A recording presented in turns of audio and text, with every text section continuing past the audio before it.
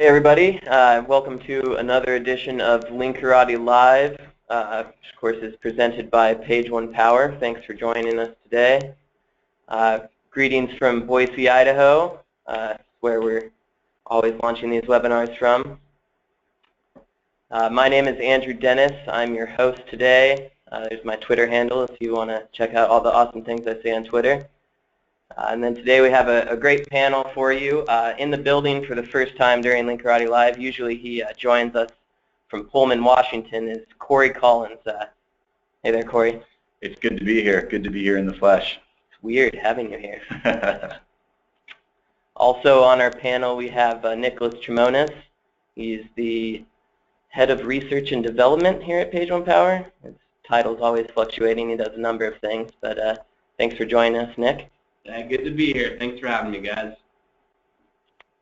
And then our featured guest today, all the way from Nashville, Tennessee, is Jeremy Rivera. Why don't you go ahead and say a little bit about yourself, Jeremy? Howdy. I'm Jeremy Rivera. I'm currently a freelance SEO consultant. I've got some very different experiences. I worked with Raven Tools as their in-house SEO, doing their own SEO efforts. I've worked with businesses large and small, from HCA on down to the local acupuncturist. I started off working with literally thousands of realtors, and so I've seen the dark, seedy underbelly of the SEO universe, and I've also seen some really great paradigms of great companies using online marketing to grow their business and help people. So I'm just happy to be here. Thanks for having me. Thanks for joining us, Jeremy. We're really happy to have you here. For any extended conversation, make sure you're tagging any questions or anything else that you want to talk about with the webinar. Tag Page One Power's handle and use those two hashtags, Linkarati Live and P1P Webinar. We'll respond on Twitter. All right, this is episode number 6 of Linkarati Live, and our topic today is link strategy, preparing for outreach. But yeah, before we get started, real quick here on the questions we have around our topic, make sure you submit any questions you have throughout the webinar. You can submit them now. You can submit them after. Anything you want to ask doesn't have to be related to the particular topic we're talking about today. Just let us know, and we'll get to those later. Have our panel answer those in depth for you. So please submit those. All right, get it kicked off here. Question number 1. What research is necessary before beginning an email outreach campaign to build links for a client? And because we're great hosts here at Page One Power, I'm going to kick this to you, Jeremy, as our guest. Get us started here. The first thing that you have to do has nothing to do with your website, has nothing to do with any tools that you can use. The first thing you have to do is you got to measure your red tape. You got to figure out if you have a mile of red tape that you have to go through, or if you can cut through it yourself. So what that includes is, do you need your client to approve every single site that you're going to be linking out to? So do you need to gather your list and then get it approved? Do you need to take your email template that you're going to be sending out? Do you need to get that approved by the man, or are you the man? Are you going to be sending your email outreach off of the main domain? Do you have access to that email box? You know, what creative options do you have as bait with this company that you're working with your client? Do they have coupons that they hand out? Are they open to guest posting elsewhere? Are they open to hosting guest posts? Or is that so much red tape that it's not worth it? Are there any products that you're okay to give away? Can you send a product out for a review? Can you give away services? For example, I work with a Nashville paddleboarding tour company, and what we found was really successful for us was saying, hey, we've got a press pass, Mr. Blogger. Why don't you come out for a free paddleboard tour and just do a short write-up about your experience afterwards? And we know that it's really fun to get on a paddleboard and go down the Cumberland, and you end up right back down in downtown. And so we ended up with these really fantastic blog posts on local mommy blogger sites, local travel blogger sites, local Nashville blogger sites, And that all came from talking it out beforehand, whether or not they have a press pass, you know. So every business is unique. Every industry is unique. Everyone has a different niche. So you really need to dig in and understand that first, and you really need to get through that approval process. You know, you need to know if it's going to take you 10 minutes to send out an email, or if you got to build that list, send it to the client, wait a couple days, get it back, send it out again. So, you know, and that's the other thing, like if you're a business and you're in this process, you got to think you got to be on the ball of, you know, what are the opportunities that you can make available to your vendors. You know, let us know if there's an event coming up. You know, I can't count the number of times where I talked to a client and said, "Oh yeah, I went to this fantastic seminar and conference, and we presented and we had a booth." I'm like, well, that could have been a huge online opportunity too. So, you know, kind of think through what are those things happening in the business, because those are things to think about when you're doing your outreach.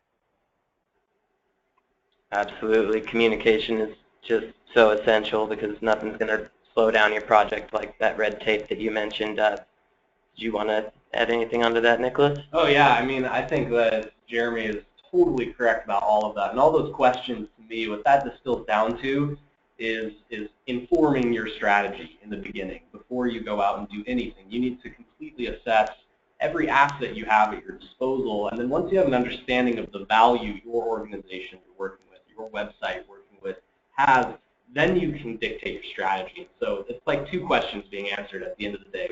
Once you answer all of those questions to dictate your strategy, you now have the answer of what your value is that you're going to add to the web when you're out there link building. And then that dictates who you're going to target and where that target audience exists on the web. And understanding your value you have to bring to the table is going to significantly help, you know, understanding where you need to go to get links and how you'll do it. Definitely jump in there, Cory. Absolutely. Yeah, I love that red tape angle. I think nothing bogs down a link campaign quicker than red tape, especially if you don't know the limits of red tape. And nothing's worse than, you know, you think you can go out and build an awesome stellar campaign right away, and then you run into red tape, and then you've already set the wrong expectations with the client, and that just ruins the campaign. So absolutely first identify how much red tape you have to get through, what are your steps to get through that, and how you can deliver value. And speaking towards what Chimonas said as well, Nicholas here,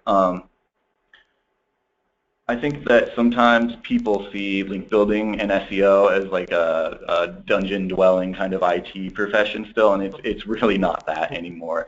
We're not magicians that are in the IT room building code to get other websites to link to us. We're going out and we're marketing your website, your products, your value to these other websites with a link mindset. And that's really what allows us to secure these links, is because we're very intentional about going out and representing that value appropriately. And so we don't have a magical solution to get a link, another website to link to you. We just have to find that value on your website, in your product, in your unique selling proposition, and find why another website would link to you and go out and pursue that accordingly. So yeah, I think it really does. It boils down to understanding your industry and the website that you're working for and their value within that industry, and representing that and finding opportunities.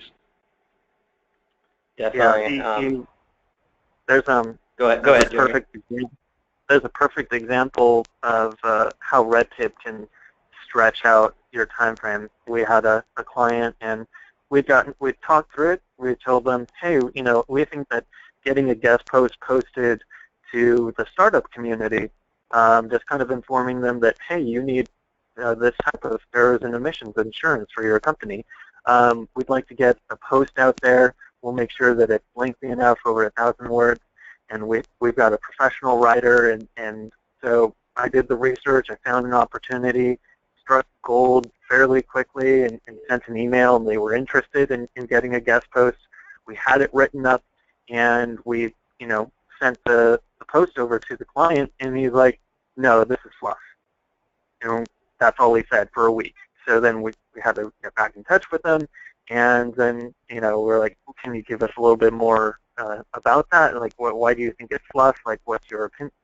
And it took another week for him to come into the office and set up a time for him to tell us that he felt like we were, that we were going way too basic, that we needed to be super in-depth, and we kind of really disagreed on that approach fundamentally, because we were talking not to insurance agents, which he is. He's a specialist in insurance, and that's why he's running a business on it. But he wanted the article to have like a lot more technical edge and a lot more depth to it. And we were like, no, these startup people don't know this topic at all. And it was very well written, from our perspective.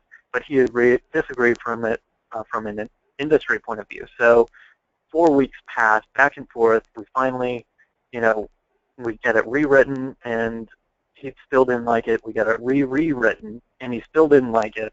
And then in the meantime, we've been pouring so much time in rewriting and resources that instead of posting 2 blog posts, we had dedicated the same time and resources to 1 guest blog post.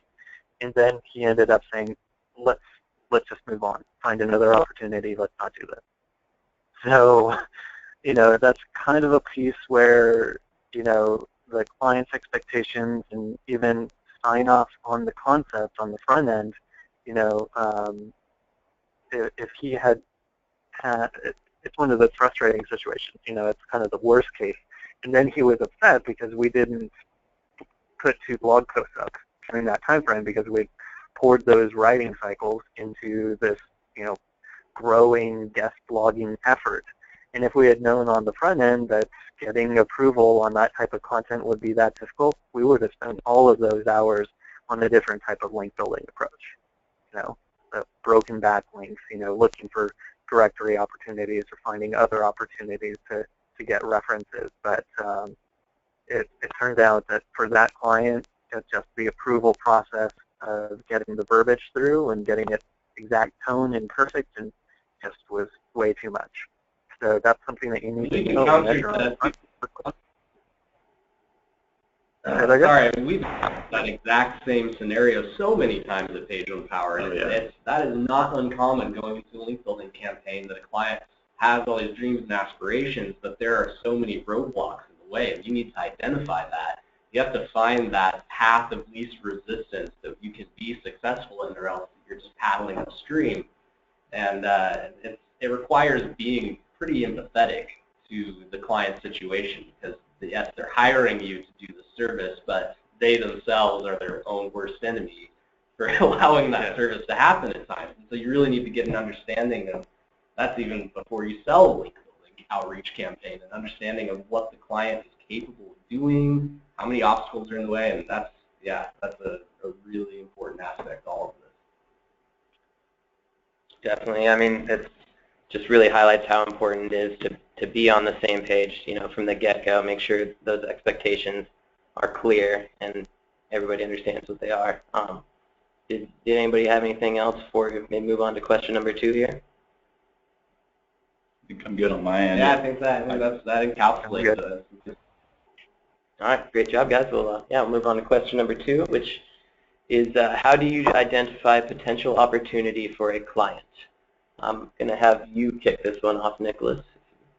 Okay, yeah, I mean, I think honestly, there's a couple different aspects to this. I mean, there's the opportunity of identifying which opportunities your site has, like we were saying, assessing the assets, what value your site has, and understanding which pages are the most likely to get links. A typical problem with a lot of clients' ideas and misconception of what link building is that they can just blast a lot of links out to product pages and simply build these anchor text-rich links to product pages, and that's what will help those product pages rank. But the reality is those bottom of the funnel pages rarely receive great links. It's hard to build or earn links towards pages that just exist to sell or convert. So you have to find what's resourceful, what's helpful, what actually serves value in a top of the funnel type content way that people will digest and enjoy and want from you, but they want to link to it when you outreach to them. Once you've identified what those pieces of content are, or identified that they don't exist and you need to make them, then you can go out and identify where the people who would like this content exist on the internet. What kinds of websites do they peruse regularly? What sort of sites write on these topics regularly and might host a guest post from you, or perhaps share out on their social handles or what have you, the kind of content that you're making. And I think that to me it comes down to people. Like, that's the biggest thing in identifying where legitimate link opportunities arise, is that it has to be something a real person wants to share or wants to link to. So I use tools like BuzzSumo, for example, to go out and see which kinds of domains typically write on the topics that I'm targeting. I look at the social profiles and the kinds of people that typically share the type of content that I'm looking to build links to. That's kind of how I go about what an opportunity is or isn't. How about you, Jeremy? You want to jump in here? Yeah, I totally agree. You definitely need to take a look at what is your site composed of. Is it just static pages? And then look at your recent blog posts. Look at your 5 most recent blog posts and kind of categorize, okay, is this an internal resource? Is this a blog post that's describing an event?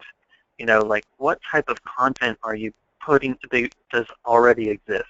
Is there a hidden gem somewhere in there that we can brush off and make better? So I've got two ideas here. So the first one is like finding hidden gems. Like, one of our clients, he mentioned offhand in one of his meetings that he had witnessed the most recent electrocution of a prisoner in Tennessee. Like, he had witnessed it firsthand because he was the lawyer for the condemned. And he was like, oh yeah, I wrote a PDF on it somewhere on the website. So, like, linked off of like his about page, which goes to his news page, was this PDF, and it was 5,000 words of bone-chilling, just gripping description of him walking with the condemned and watching them put the sponge on his head. And I get shivers right now just thinking about it. And so we took that and we turned it into a blog post.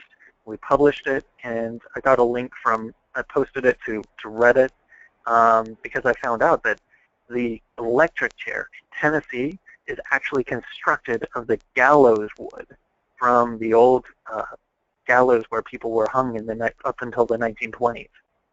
And I was like, wow, that's just, I mean, it's a creepy fact. But then I linked to that post, and it exploded. We got several thousand upvotes and a huge uptick in traffic, and then people started linking to it as a resource. And to this day, we're ranking number 3 for electric chair. And you'll see, if you search now for electric chair, you'll see, I witnessed what should be the last electric chair execution. And that was a PDF, So that's step 1 is comb through the site, see if there's what's valuable there. And the other thing you need to do is comb through your conversations with this client. Comb through the industry. Every industry is unique. I knew absolutely nothing about hunting before I moved to Nashville.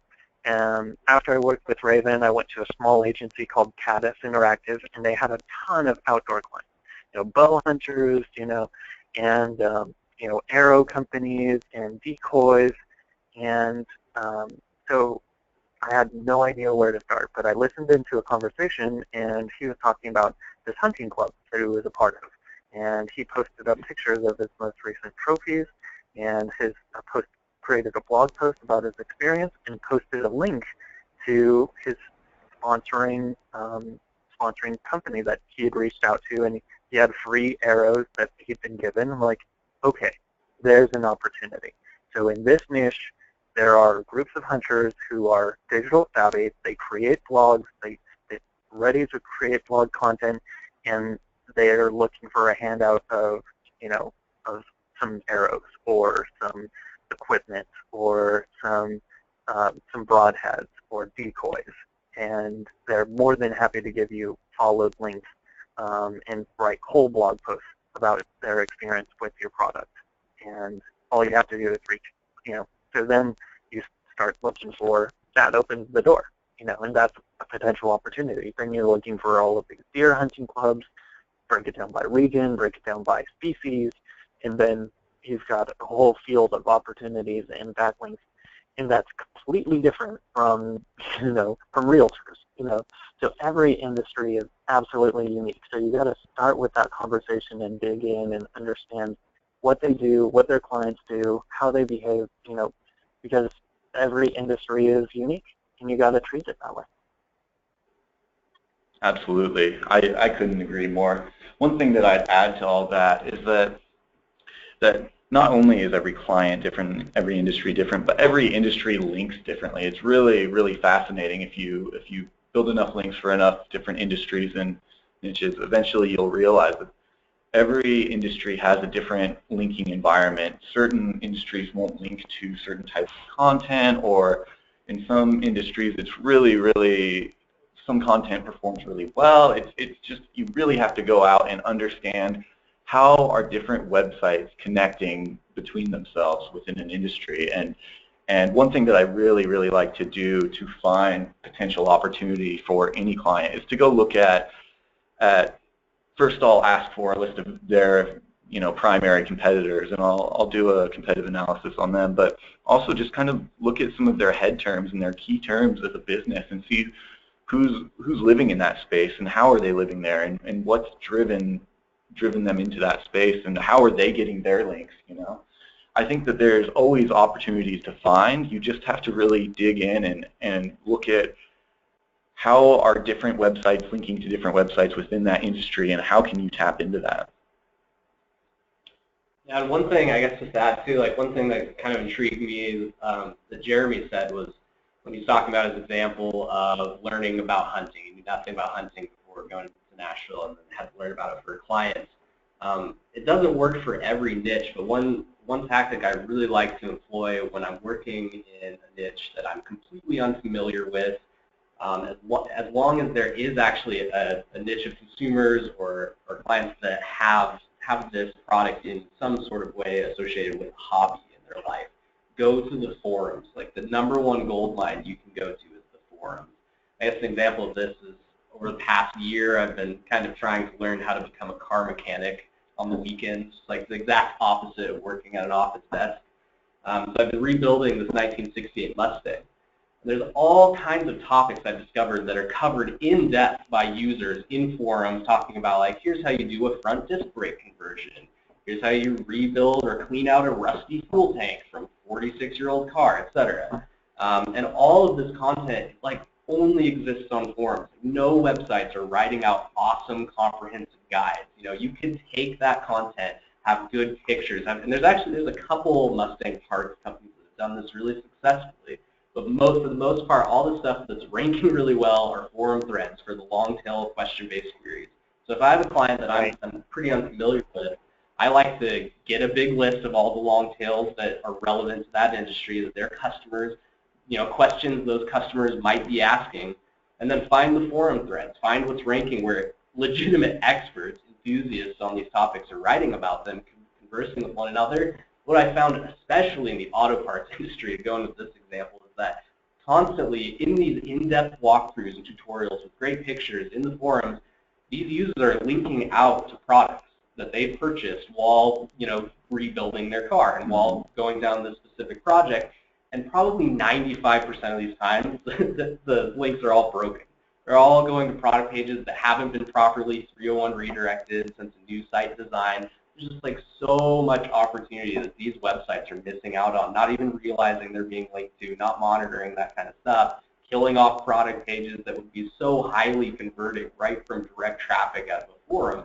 You can take those kinds of walkthroughs, take those opportunities, and be deliberate about it. Build them out, interact with the community, and share the stuff that you built, because those forum members will actually love that content and eat it up. That's just one way I found has been so helpful when I'm working in a niche that I'm not familiar with, but has people who are very enthusiastic about that product or service. Yeah, I'd piggyback on that, and say find the appropriate subreddit. Reddit is a huge, it's the new forum, So I would go and do a search and find the most recent posts about that particular topic, and then find out what subreddit that's related to, and you're going to find a slew of posts and comments, and the comments are seriously gold. I agree. So look at Reddit, look at Quora. You know, if you do a search in your niche and a Q&A type site pops up, like answers.com or things like that, see what those answers look like. You know, like, and your other point is actually do a search. I've talked to so many clients, and they're like, I want to rank for this phrase. I'm like, okay, well, let's go do this phrase and see what type of results are even showing up here, because that's going to change things. I mean, does your SERP have movies? You know, does it have videos playing in it? Does it have, is it mostly images? Is it dominated by local search? Is it dominated by product placement? Is it dominated by, you know, or is it a fairly pure, you know, just mostly organic, which is very rare, but happens occasionally. You know, what's the environment on the actual results page? Because if your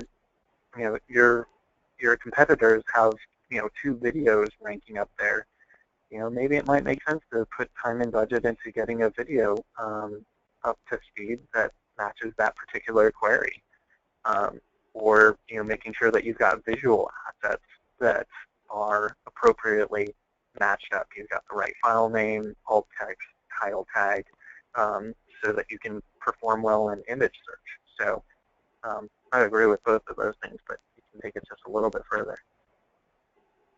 Yeah, I absolutely love all the research that Dr. Pete's done, and all those posts he's put together that show the shifting landscape of the SERPs and how Google's knowledge graph and answer boxes and all of that can really crowd out a SERP. And how I would echo that 1,000%, that you need to, if you're targeting a SERP, you need to know what the landscape looks like and where success is. If you can get an organic post above certain things, you know, you really need to know what your SERP looks like. Yeah, that could be a powerful selling, well, that process to show a client and say, look, when people search for this information, they're not ready to buy yet, but clearly they're in your target demographic. They're searching for processes of implementing parts you sell, for example. You know, when you show your client that your competitor is ranking there, and here's their top of the funnel, people are coming in and learning from them, and they're trusting them as a reputable source of information. They'll be back to that site for more information, and eventually probably make a purchase. Look at their funnel. Look at how they have this resourceful content. Down the line, it's linking down to other lower funnel pages, etc. That can be so huge to then come back to their site. It's like all you have is product pages. There is no funnel. None of these product pages will ever rank for questions. You're only going to attract a tiny segment of potential customers that are ready to buy. But with link building, you need to think about people who are seeking out information, people who have questions that need answered. And that's the kind of content that will earn links. You'll be capable of building the best links towards. Absolutely. Did you have something you wanted to say there, Jeremy?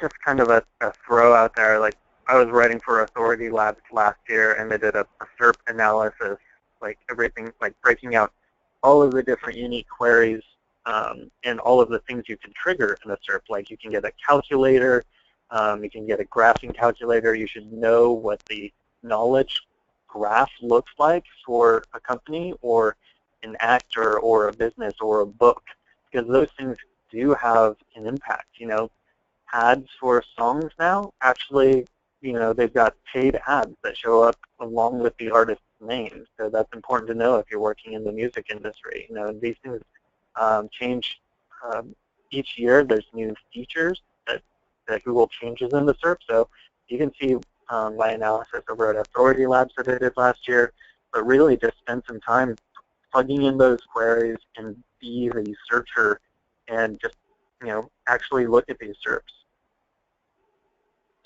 Absolutely. Definitely, definitely. Well, that's a lot of great stuff you guys just covered in that question. I think we move on to number 3 here. Question number 3, tools question. What tools do you recommend to improve your outreach success? And I'll have you kick this one off, Cory. All right. Well, I won't hog it too much. I would say one of my favorite and this is something that you wouldn't think of normally when you think outreach success, but for research, again, I would really hark back to you need to know what you're pitching and why it has value. And one tool that I love to improve my outreach success is actually BuzzSumo, because it lets me get in there and see what's getting traction within that industry. And if I can speak to value, I mean, that completely changes how effective my outreach is. You know, people aren't going to link without just cause. If you can't tell someone why they should link to you, they're never going to link. And so BuzzSumo, for going out and doing that industry research, is absolutely vital to effective outreach. And we actually use BuzzStream a lot too here in office, and I'll actually let Nick speak to that. Yeah, BuzzStream is our link building platform of choice. If you're unfamiliar, it's very robust. It has a lot of different features. One of my favorite things about it is when you add any site into the database, it will go out and automatically scrape contact pages, available emails, social profiles, phone numbers, all that stuff will be handled for the most part by the BuzzStream app itself. They've recently added some pretty impressive click tracking on your outreach. So in addition to being able to see, you can build out templates that require customization, not just necessarily template blasting emails, but templates of general stuff that, depending on strategy, you might use.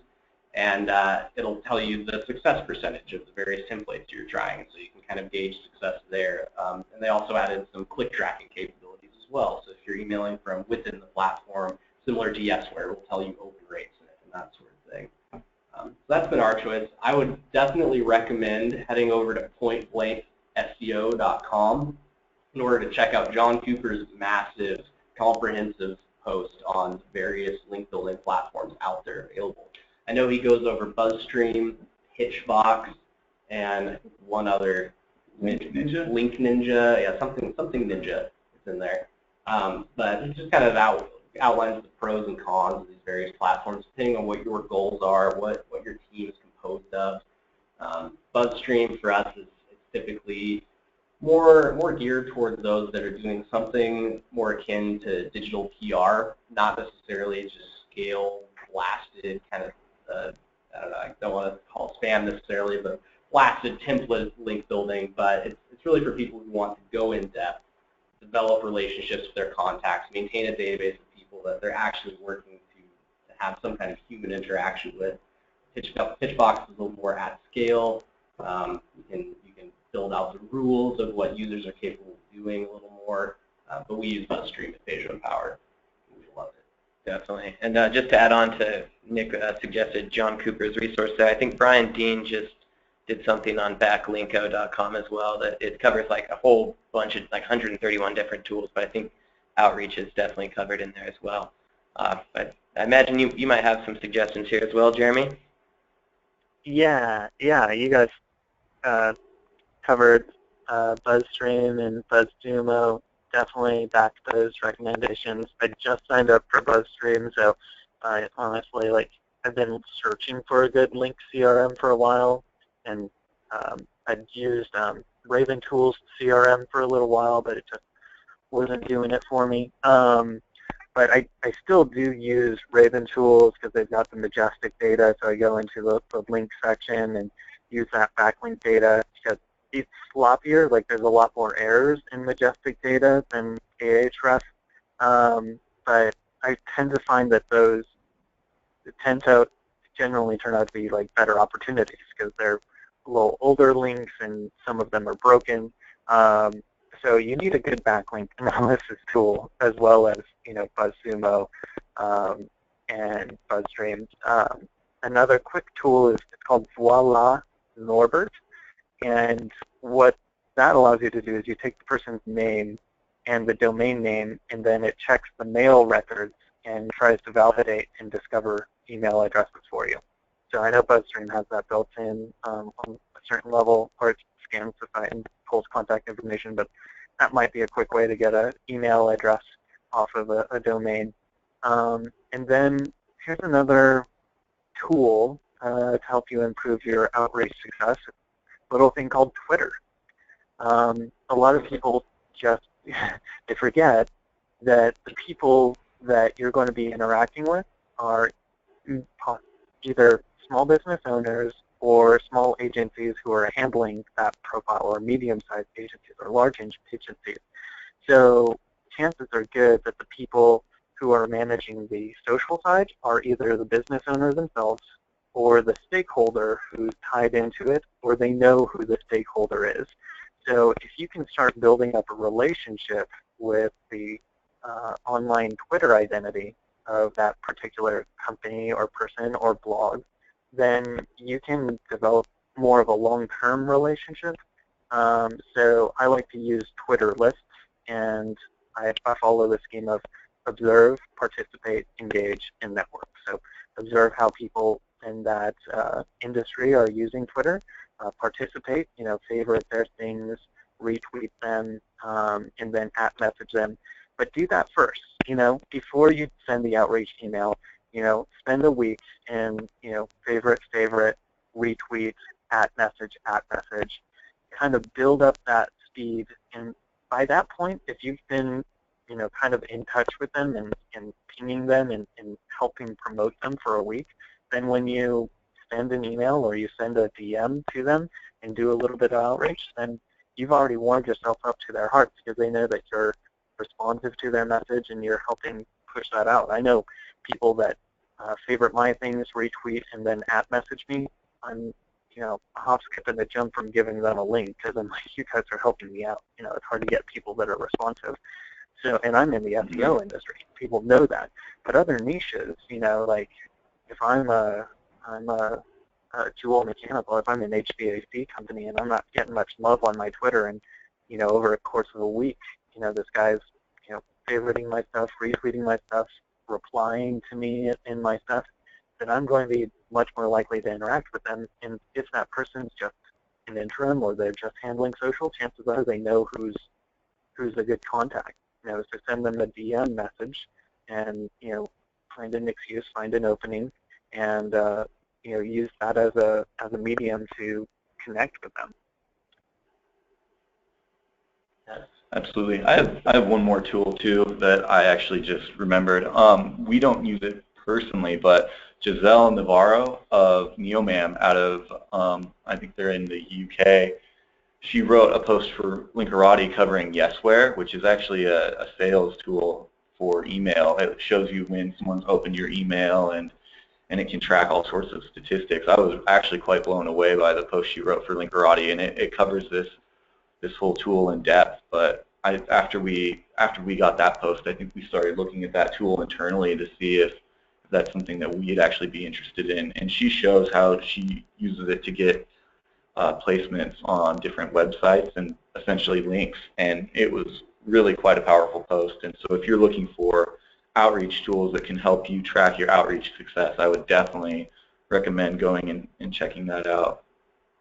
I'd like to add on to what Jeremy Rivera was saying about using Twitter. And I mean, this is, I guess, more of a process than a tool, but we call it the slow play, which is where you actually seek to build a relationship with the person who runs the website you wish to get a link from before you ever ask for a link. It could be as simple as sharing some of their content on Twitter, tagging them so that they know your name when you share that out. It can be replying to some of their stuff. It can be leaving comments on their blog, signing up for a newsletter of the site that you want to target, and receiving some of that. Oftentimes, when you sign up for a newsletter, they'll ask you to interact with them in some way. So, like, for example, if you sign up for Sugar Ray's newsletter, which if you haven't, you absolutely should, when you do, you'll receive an email saying, thanks, here's the purpose of this newsletter. And one final request, if you could assign me the title of my next blog post, what would it be? So you send that along, get your name in her mind, and then she'll probably be more likely to respond to you next time you do email her, etc. And I think that kind of slow play is one of the most important ways to be legitimate and be human when you're out there trying to earn a link. If you're asking for a favor for someone, you should do a favor for them first.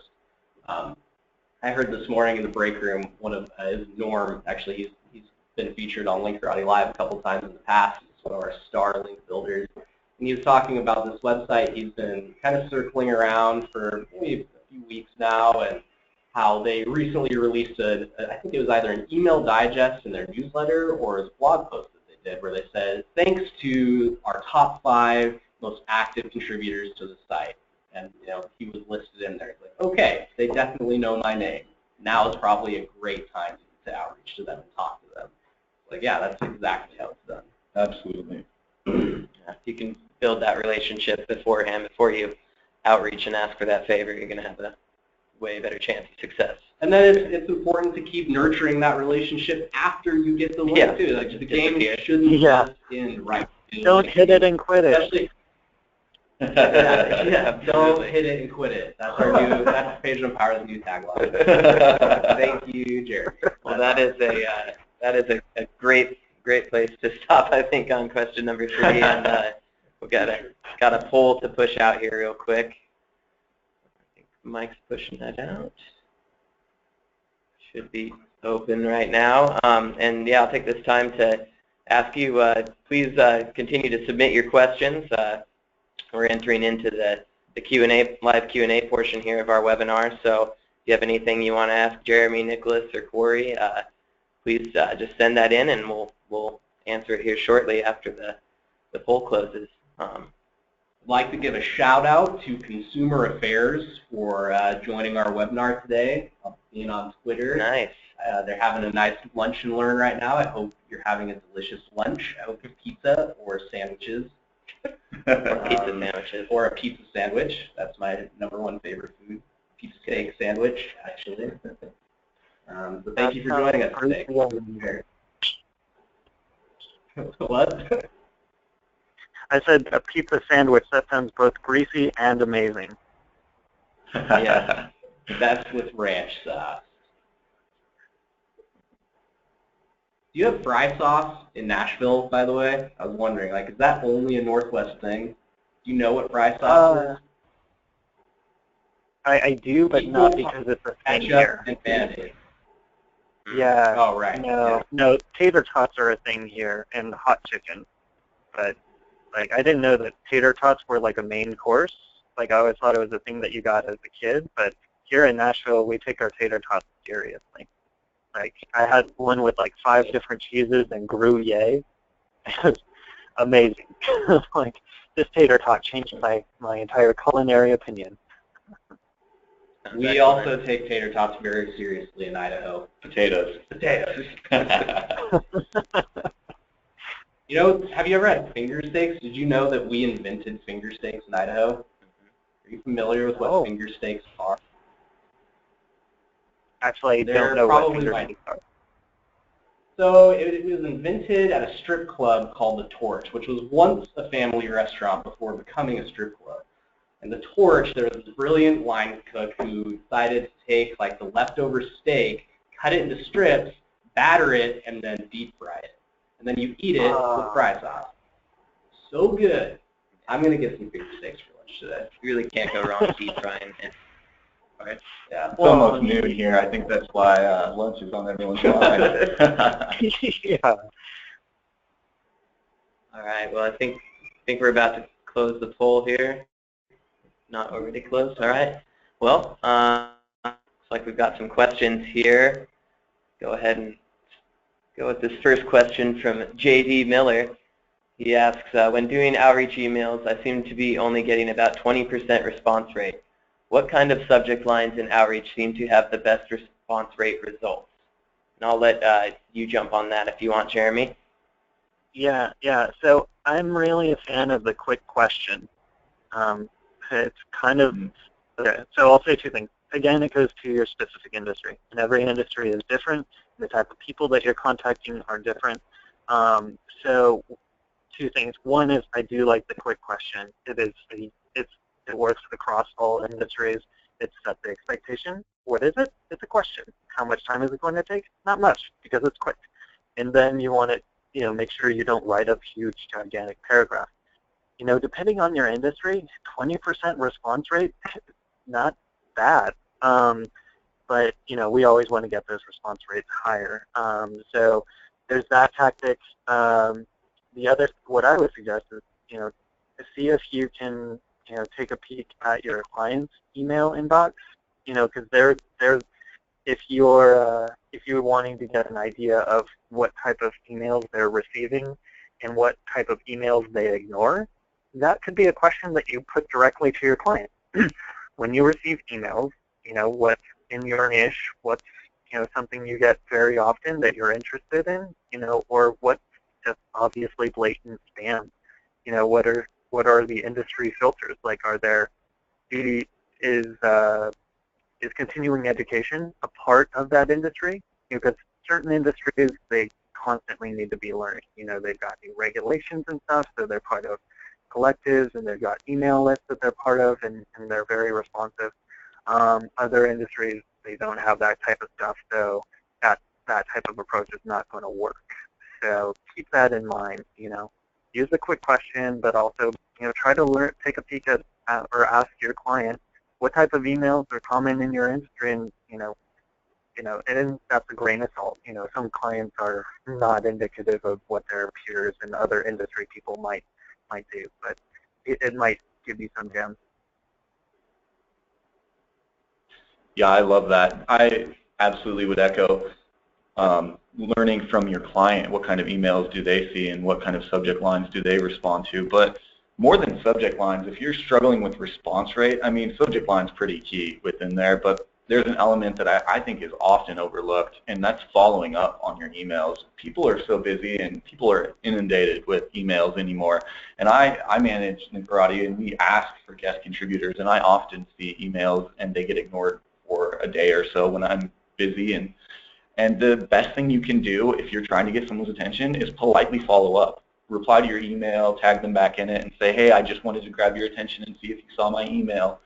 There's nothing wrong with following up, and if you're not following up on your outreach emails, I just think you're not doing your job to the degree that you should be. You really, in today's environment, you need to be following up and be polite and just ask them if they could respond, and often you'll be surprised that, oh, sorry, I got buried in my inbox.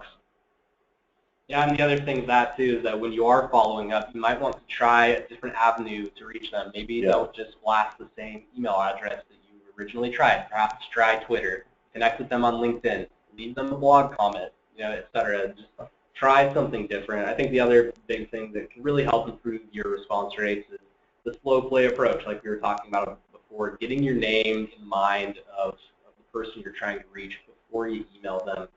I mean, it's kind of like when you're out on the web and you're just blasting out emails to someone who's never heard of you before. There's very little trust there. Like, who is this person emailing me? It's spam, or you might even just go to their spam folder. Yeah, it's kind of like cold calling someone versus actually having a conversation with them before, putting context in their mind as to who you are and why your email might be worth their time, and giving them a reason for that. So that's I think it's pretty important. But honestly, 20% is not bad. That's pretty average, and 15% is kind of the average. When we look at all our data across all the different clients, it's 50% is a pretty average response rate. But we've seen upwards of 40-50% response rate when we have the right topics, when we have the right angle, where we found a really good community of individuals to interact with. And it's a lot about personalization too. Like when we were working on building links towards a website that had apartments for pet-friendly housing and like college campus housing, and we found a lot of pet websites have link pages where they're listing out resources of places in their city, like city-based organizations that have links lists where they're listing out, okay, here's websites you can go to help you find a pet-friendly apartment. And when we outreach to those sites, just because it was such a fit, they already had a links page specifically addressing that topic. They were a lot more likely to get back to us. They're a lot more likely to put those links up because it's super relevant. And we even did little things just like attaching a picture of our pet to the email and signing it off with our name and our pet's name. Like, from the two of us, thanks for this resource. Awesome and helpful. Thanks for doing this. Here's my pet and me. Here's another suggestion. And that like worked really, really well. It's so simple, but it's just being human. Yeah. Absolutely. I think we did a great job of answering JD's question there, guys. Good work. I just want to push out another quick poll for Jeremy. course, you can go to jeremyriveraseo.com for more information. Let's just pull out real quick, and we'll jump back into some more questions after we get everybody responding here. If there's any more finger steak talk. Someone asked, Jamie Ostra asked me if I meant steak fingers, and I don't know what those are, but I linked her out to the Wikipedia page, which clearly states finger steaks were invented in 1957 in Boise, Idaho at Milo's Torch Lounge, which became the Torch, which is now Strip Club. But it seriously was a family restaurant before it became a strip club. Yeah, my wife's mom actually worked there when it was a restaurant, and when it was a restaurant, and she used to go around when she was young and say, "Oh yeah, my mom worked at the Torch," and it was a bit awkward just given the change in the business there. It's all about context. Timing is important.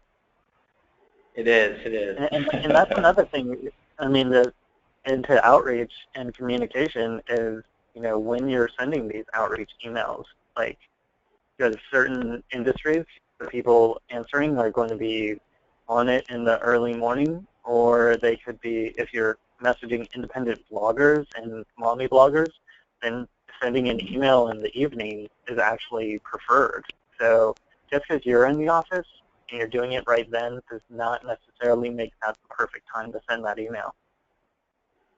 Absolutely, and you got different time zones you're dealing with, so you've got to keep that in mind. Boomerang is a good tool if you're looking to schedule emails to go out after if you're working in an office 9 to 5 and you want to hit emails out at a different time. I know Boomerang is a good, I think it's an extension, I believe, for Chrome, and it piggybacks onto Gmail, and we'll make sure that not only that emails go out when you set the time, but it'll remind you to follow up, which is an absolutely great tool. So that might be worth listening to as well. I just wrote that down. Thank you. You're welcome. Excellent. Got to close the poll, so we'll go on to another question for you guys here. This one comes from Kate, and she's asking about outreach language. She wants to know, changing your outreach language to match your target site. Is that recommended, or is it too disingenuous or risky? I think it really, really, really depends on industry, and if I could say really one more time, I'd say it again. It's really dependent on industry. I would err towards as authentic as possible. Obviously, you need to use the correct language and jargon when you're speaking to someone, and especially if you're representing someone that's part of that industry, you need to show that you're familiar with the industry and speak in industry language. Stephanie Bedell, when she was at SEER, wrote what I often refer to as one of the quintessential outreach guides, and it's not about how to use tips or tricks. It's all about presenting value within an email, and why value overrides any tip or trick you can get within an outreach email. If you can find value in your outreach, if you can represent value quick and effectively, you will be much more successful than trying to mirror the tone of the site. And there's nothing wrong with mirroring the tone of the site, and sometimes you should do that. But you need to do that on a case-by-case basis and always focus on value. That would be my recommendation. There's 3 typical that come to mind for me. I mean, we interact a lot with journalists or media people in some kind of PR regard. We interact with small-time bloggers and small-time, mid-time website owners, and really busy IT people at authority sites like .edus or .govs. And all 3 of those require completely different approaches as far as how you are actually talking to the individual. And it's almost, for me, less about the site itself, but the person on the other end of the email. Yeah.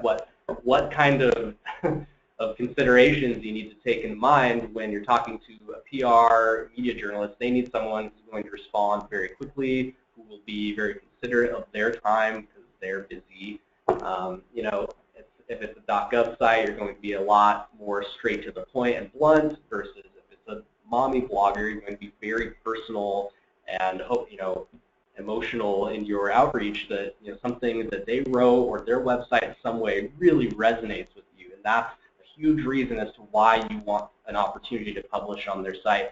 opposed to like telling a .gov IT person, like, your site is just, it's so wonderful. Oh my gosh, thank you so much for having this incredible resource list, and it's so great you're doing this. Like, they don't care. They seriously do not care. But if it's someone's baby, if it's their site, like, that is their baby, you need to be so respectful of that, and like, it's an emotional thing to them, and you should mirror that in the way you talk about their site, versus like the IT guy that doesn't care about their .gov site or your links page that you want to link on. Yep. I have a question for my co-panelist. I've got a question for my co-panelist, which ties into this. What persona do you set for when you do this outreach? Are you pretending to be an employee of the client? Are you saying that you're a third-party agency? You know, how are you, dressing up when you're so like a fresh mention? Sure, yeah. So like for a fresh mention opportunity, example, if we're working with a journalist that wrote a piece on a media site, we're very much coming out as a representative of our client. We work doing digital advertising or digital, we represent the online visibility of this client, et cetera. And very straightforward and just like, hey, you mentioned our client here, we love it, we'd really appreciate it if you could update that with a link. Very straightforward. And it doesn't change much too. We definitely appreciate honesty and transparency in our link building efforts, not to try to be under the cloud or anything. So it really depends on red tape too. Circling back to that earlier conversation, I mean, like you said earlier, can we get a domain address for that client? It really changes the way in which we can represent ourselves. Well, and so this speaks to something that we've abandoned. It used to be in the past that we would build up a fake person, a persona that we would invent that is like, okay, we're representing a client that sells bird feeders. We're going to make a persona who is an old Boy Scout leader, grandpa Boy Scout guy that loves the outdoors and takes his kids on hikes. And that's the stuff he writes about, and he writes about birding and bird watching and being in the wilderness.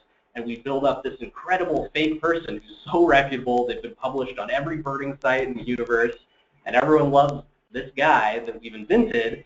And then we realize that's really like such a waste to make a fake person and be like operating under the cloud. And so now the way we do it is we have writers in-house in Boise, Idaho, as always, but they write under their own name, and they find topics of interest that are interest to them. They have their own websites, perhaps, their own social media profiles, and it's much more personal, and they're writing about topics that are important to them, and where clients make sense when it's part of their niche, part of their industry, they'll just be referencing that content because it is a resourceable piece of content. It is top of the funnel content, and it's a lot more natural to write about topics relevant to information rather than just like a product.